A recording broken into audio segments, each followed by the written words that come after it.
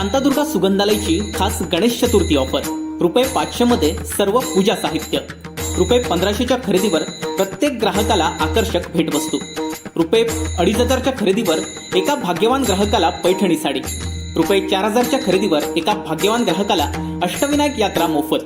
पत्ता Shri Shantadurga सुगंधालय, doctor Pandit hospital समोर, कुडाळ. संपर्क 9421 65 49 56.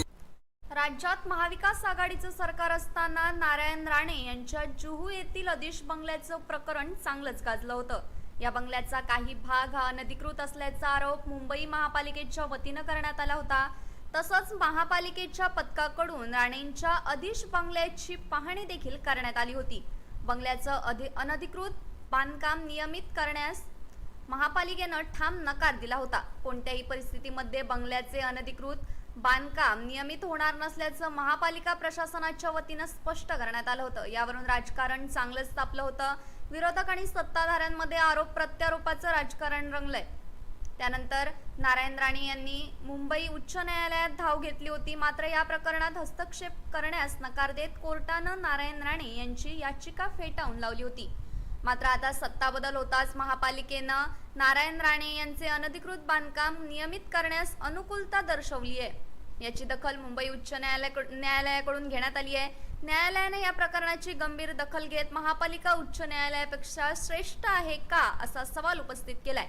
राज्यात महाविकास आघाडीचं सरकार असताना महापालिकेने नारायण राणे यांच्या बंगल्याचं अनधिकृत बांधकाम नियमित करण्यास ठाम नकार दिला होता. मात्र आता राज्यात शिंदे फडणवीस सरकार सत्तेत येताच महापालिकेनं हे अनधिकृत बांधकाम नियमित करण्याची तयारी दर्शविली आहे.